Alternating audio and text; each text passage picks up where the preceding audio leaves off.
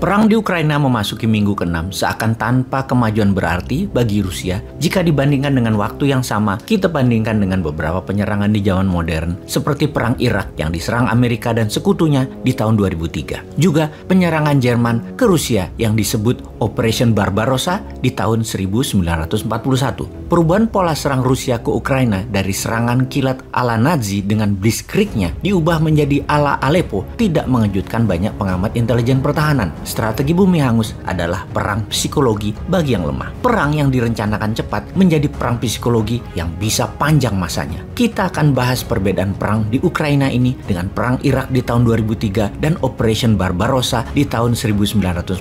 Tentunya yang kita bahas dalam 3 perang tersebut adalah taktik perangnya, bukan efek perangnya pada dunia. Namun sebelumnya, ada hal yang kita masuki terlebih dahulu, informasi yang tidak kalah penting tentang masa depan minyak bumi. Kita semua tahu bahwa dunia saat ini didominasi kebutuhan akan minyak bumi. Minyak bumi adalah sumber energi terpenting saat ini di bumi. 70% perang di dunia saat ini ada di negara penghasil minyak bumi demi negara sekutu mengendalikan produksi minyak dunia, suplai minyak, dan harga minyak dunia. Selain untuk listrik, maka minyak bumi terbanyak digunakan sebagai bahan bakar kendaraan. Dan mungkin sahabat akan terkejut mengetahui berapa banyak benda yang dihasilkan berdasarkan minyak bumi, atau dengan kata lain, jika minyak bumi tidak pernah ada, maka benda ini pun tidak akan ada. Jika Anda meniup permen karet, itu ada unsur minyak buminya. Begitu juga pasta gigi, minyak wangi, lipstik, deodoran, kontak lens, bahkan 3 perusahaan besar dunia, Google, Microsoft, dan Amazon mempunyai investasi yang besar di industri perminyakan ini. Jadi, bagaimana sih kok bisa benda lengket berwarna hitam ini menjadi penting ketika dunia mulai menggeser ke arah energi terbarukan yang akan menggantikan minyak bumi? Nantinya, minyak bumi akan jadi apa? Atau bagaimana masa depan minyak bumi sesungguhnya? Sejarah minyak bumi dan manusia menjadi kecanduan minyak bumi sudah terjadi jauh-jauh hari ratusan tahun bahkan ribuan tahun yang lalu.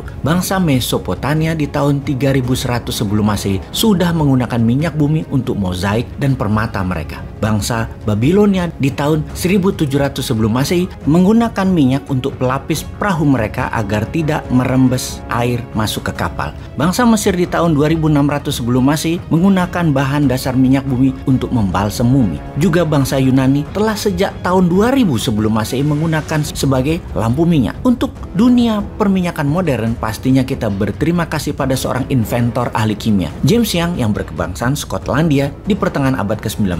Dialah bapak petrochemical industry, di mana dia memisahkan minyak yang encer sebagai minyak lampu dan minyak yang pekat jadi pelumas mesin-mesin industri. 3 tahun kemudian, dia bermitra dengan Edward William Benny, seorang geologis, untuk menciptakan perusahaan penyulingan minyak pertama di dunia. Kemudian, perusahaan sejenis bermunculan di dunia, yang terbanyak adalah di Amerika. Di Amerika, di pertengahan abad 19 ada 2 peristiwa besar, Gold Rush ke arah barat Amerika dan Black Gold, minyak bumi di seluruh Amerika. Sehingga di penghujung abad 19, Amerika adalah negara terbesar di dunia penghasil minyak bumi dan turunannya. Lalu memasuki abad ke-20, kebutuhan minyak meningkat sangat tajam, terutama bidang transportasi dengan pertumbuhan industri mobil, motor, kapal terbang, dan kapal laut. Kemudian perubahan dunia terjadi ketika di tahun 1908 perusahaan Inggris menemukan cadangan minyak di wilayah Persia, di wilayah Iran sekarang. Inilah penemuan pertama oleh pihak barat yang besarnya cadangan minyak di wilayah Asia Barat itu merubah sejarah Asia Barat dan Timur Tengah selamanya. Sejak saat itu, penemuan-penemuan di Asia Barat berlanjut. Irak di tahun 1927, Bahrain di tahun 1932, Qatar di tahun 1935, Saudi Arabia dan Kuwait di tahun 1938,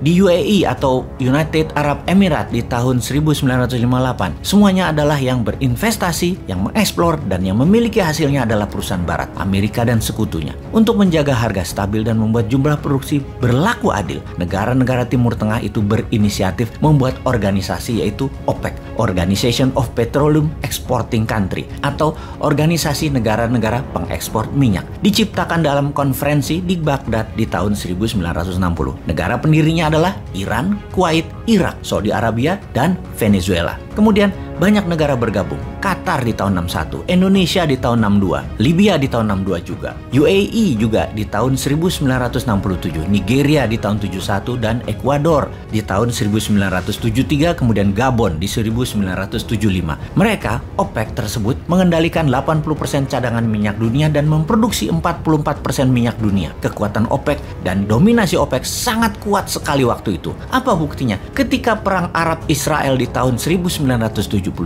OPEC mengembargo, melakukan sanksi ekonomi kepada Amerika dan sekutunya karena mendukung Israel. Harga minyak dari $3 per barel dibuat naik 400%, jadi $12 per barelnya. Peristiwa embargo ini dikenal dengan istilah The First Oil Shock. Kapan oil shock kedua? Yaitu di tahun 2020 kemarin.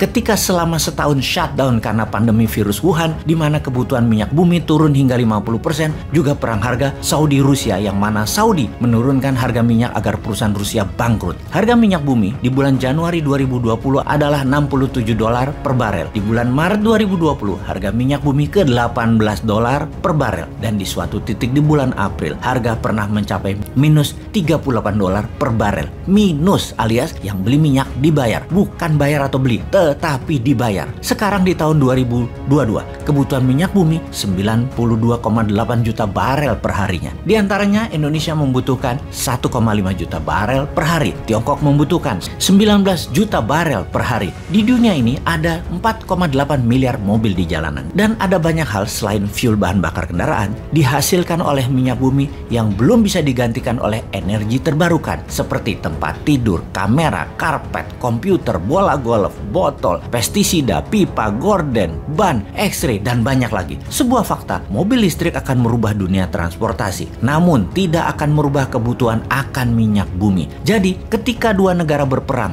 Ukraina dan Rusia yang merupakan penghasil 15% minyak dunia, kira-kira apa yang terjadi ke depan terhadap masa depan minyak bumi di Indonesia? Juga terhadap harga barang-barang di Indonesia? Kemana kira-kira pikiran pejabat yang berkuasa saat ini? Sudah siapkah?